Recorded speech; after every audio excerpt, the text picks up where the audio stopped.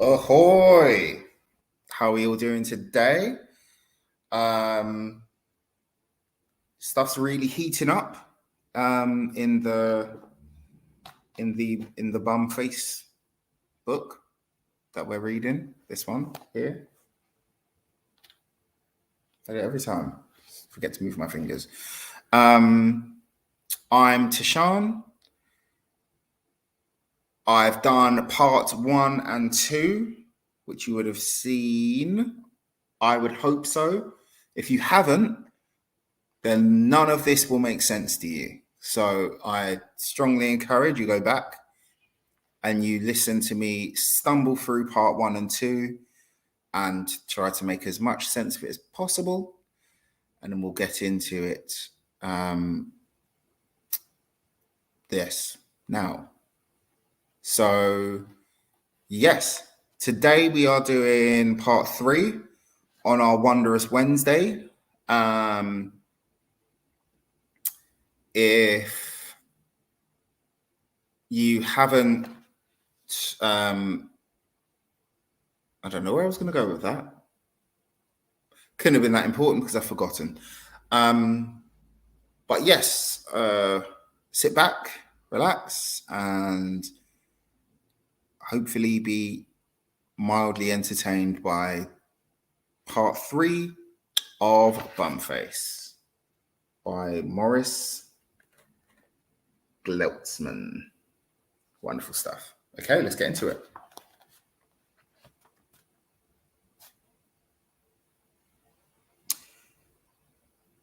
During the first commercial break, Leo disappeared. Leo, called Angus. You'll miss Mum.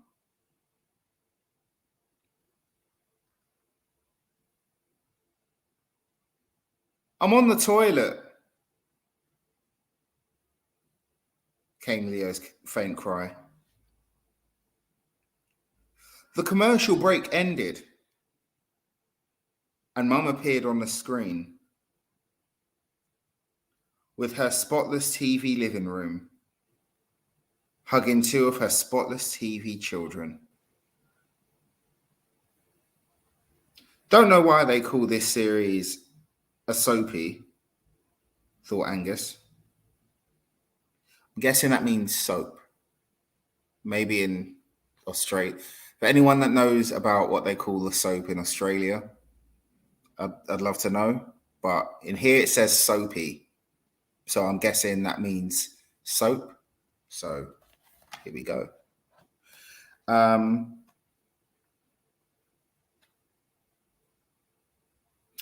Okay.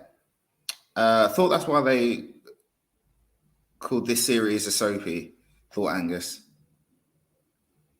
They're all too clean and need. They're all too clean to need soap. On the screen,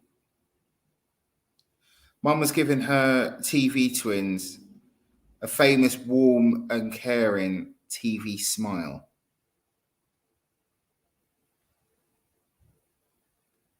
Angus felt the usual pang of jealousy and reminded himself that she was only acting. Imogen giggled excitedly in her high chair and pointed at the TV. Mama, she yelled, happily, spraying a mouthful of chocolate milk all over the table. Immy, said Angus quietly. Do you think that just tonight we could try to be as clean and tidy as Mummy's TV family?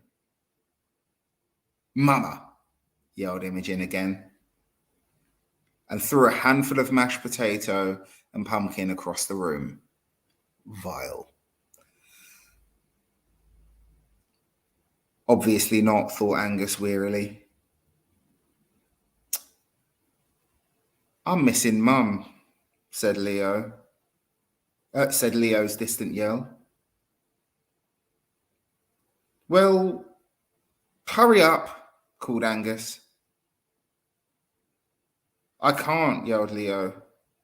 I'm stuck. Angus ran to the bathroom. Leo wasn't in there.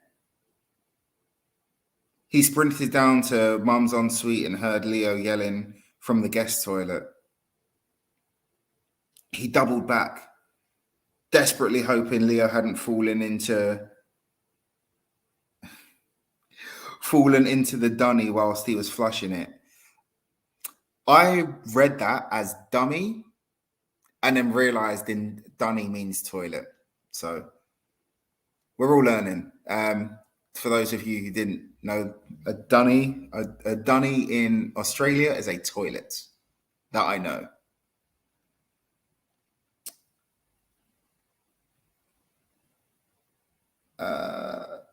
The door of the guest toilet wouldn't open. The lock's stuck, yelled Leo.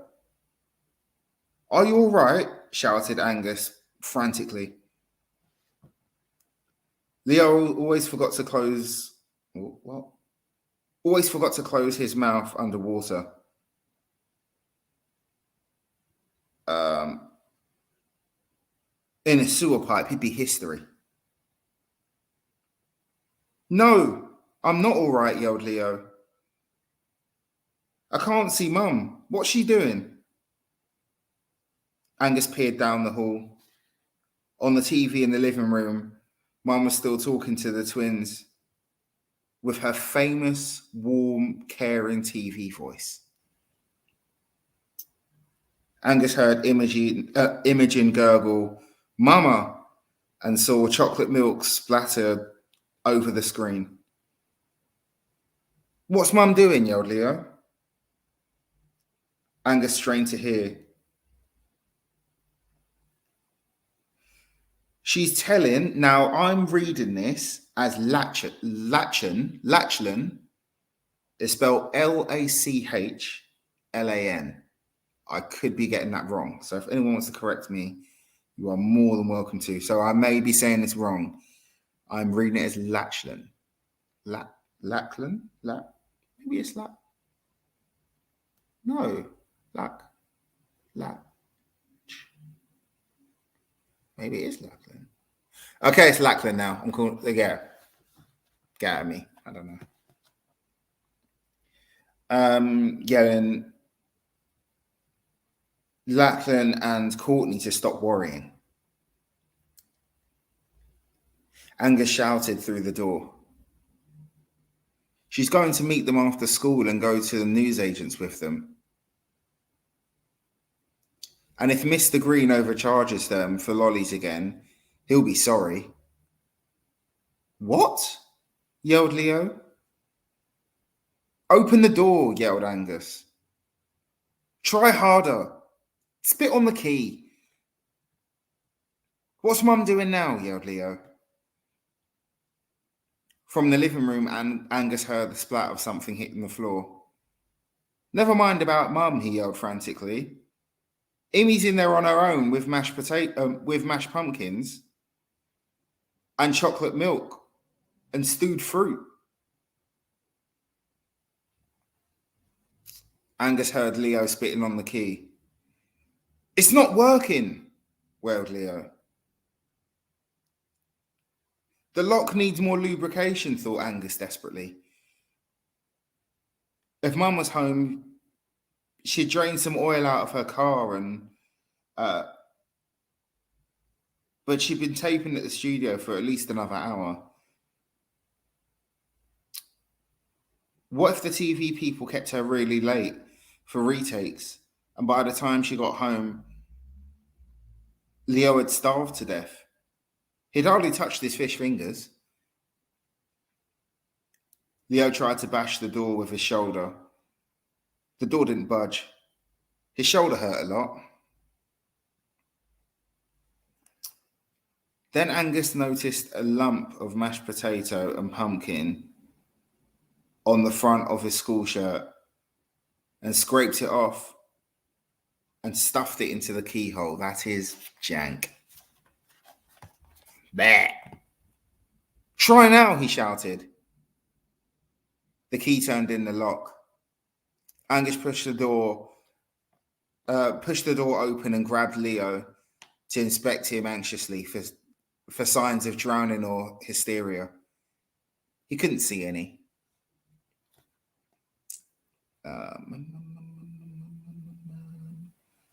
Oh, I've lost my place. Are you all right? He asked, relieved. No, said Leo tearfully. Mum's on and I'm missing her. Leo ran back into the living room. Angus followed, wondering how old kids have to be before they thanked you for using up all the butter in the mashed potato and pumpkin. Imogen was dripping with chocolate milk and smeared with mashed veggies, and gazing happily at the food splattered screen where Mum was having dinner with her spotless TV kitchen and her spotless TV family. Angus looked around at the real-life living room and nearly fainted. The damp patches on the carpet suddenly didn't look so bad. Not compared to the tomato sauce running down the wall and the stewed fruit splattered on Mum's awards and the chocolate milk dripping off the inside ferns and the dollop of potato and pumpkin on the Prime Minister's head. If the Prime Minister was here and saw this, thought Angus gloomily, I'm going to try to slow down because I feel like I'm reading at a mile a minute and I'm even losing touch with what I'm reading and where I'm going. He'd never have this. It's the Prime Minister.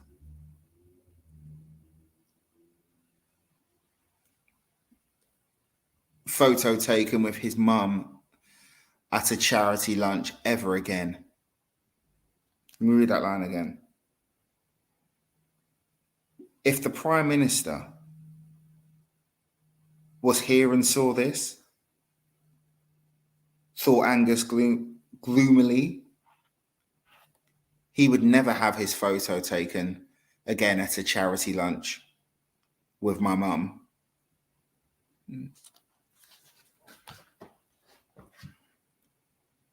Angus sat down and closed his eyes and wondered how he was going to clean it all up before his mum got home. Plus do the dishes. Make Leo and Imogen's lunch for tomorrow. Disinfect the stroller and do his human reproduction homework. He felt panic starting to bubble up inside him. He remembered what the lifestyle show doctor Mum had gone out with last year. I've lost my place again. So sorry. Give me a second. He remembered what the lifestyle show Dr. Mum had gone out with last year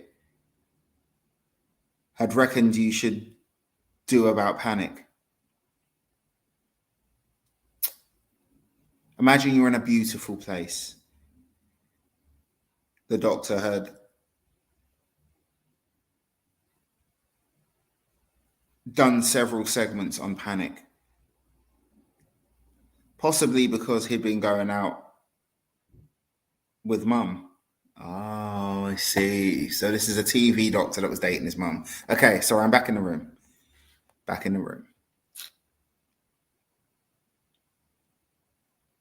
Angus tried to imagine that he was floating in a pirate submarine through the Great Barrier Reef. He tried to see the dazzling coral and exotic fish through the gun sight.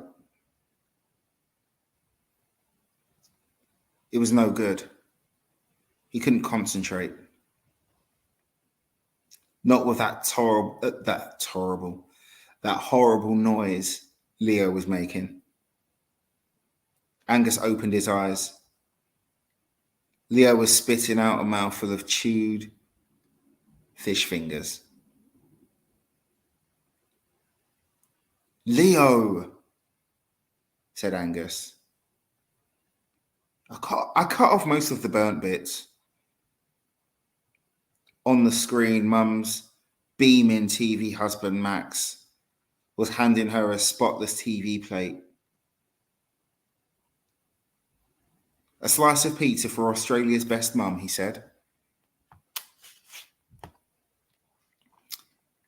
In return, she gave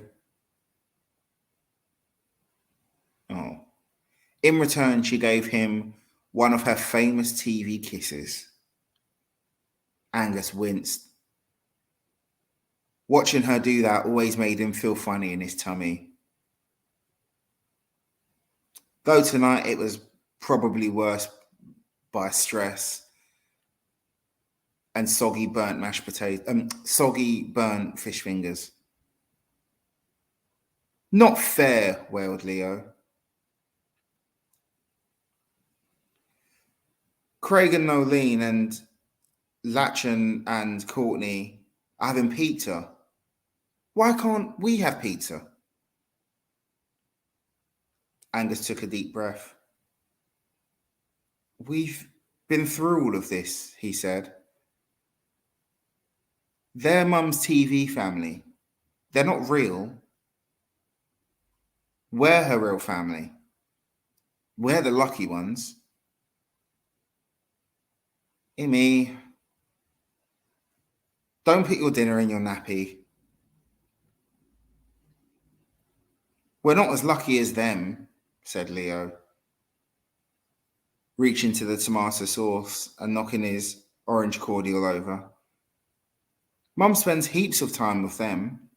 They're luckier. She has to spend more time with them, said Angus. It's her job. It was funny to me. But it's her job. It's how she earns the money we need to live on. Oh, sorry. The glass is back. Yeah? In showbiz, we call that continuity.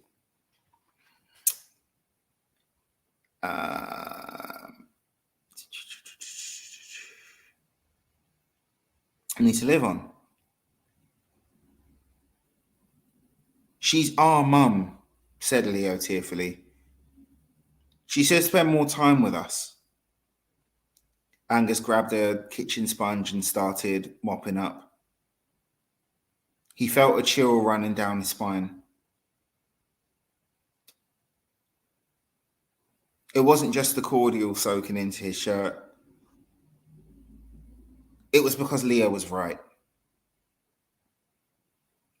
Angus wiped the feeling away. Little kids, they're too young to understand. Angus was still wiping pumpkin off the Prime Minister when Mum's show ended. Please, begged Angus quietly as Mum disappeared from the screen. Don't go. She went.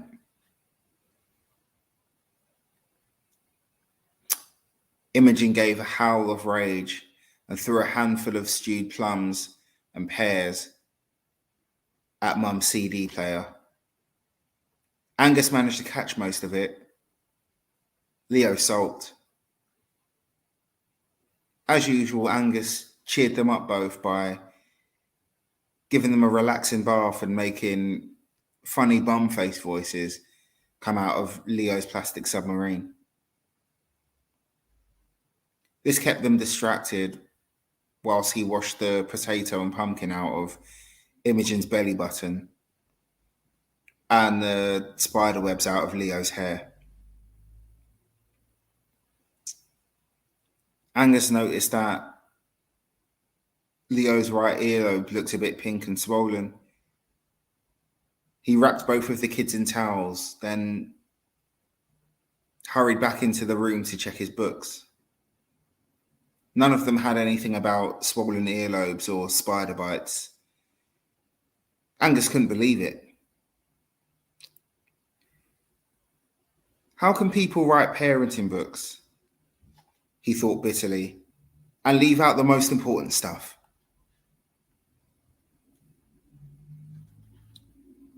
Angus went back into the bathroom, made Imogen spit out the soap, explained to Leo that toothpaste was not for painting expensive bottles of perfume with, then examined Leo's earlobe again and decided it was just a phase he was going through.